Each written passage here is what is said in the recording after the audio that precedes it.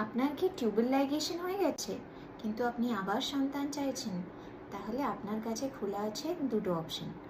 First হচ্ছে tube well রিঅ্যানাস্টোমোসিস আর second হচ্ছে IVF.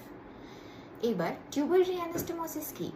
আপনার যে টিউব ছিল, যেটাতে ক্লিপিং করা হয়েছে বা রিং বসানো হয়েছে বা মডিফাইড পমেরয়েজ করে টিউবেকটমি করা হয়েছে, সেটাকে আবার জোড় করা।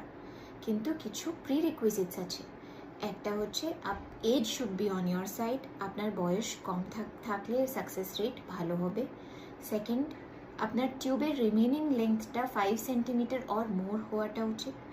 আর থার্ড হচ্ছে আপনার sperm quality, egg quality and quantity, মানে স্বামী স্ত্রীর ফার্টিলিটি পোটেনশিয়ালটা ভালো থাকলে টিউবেল রিঅ্যানাস্টোমোসিসের রিপোর্ট খুব ভালো আসে।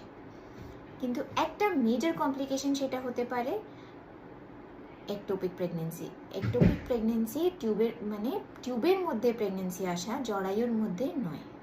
তো সেটা একটা complication, possible complication due to tubal রিঅ্যানাস্টোমোসিস।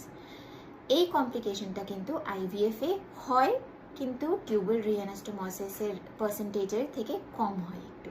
So যারা on the higher age group side আছে, তাদেরকে আমরা সাজেস্ট করে option 2, that is IVF, because your sperm quality, your egg number has already come down.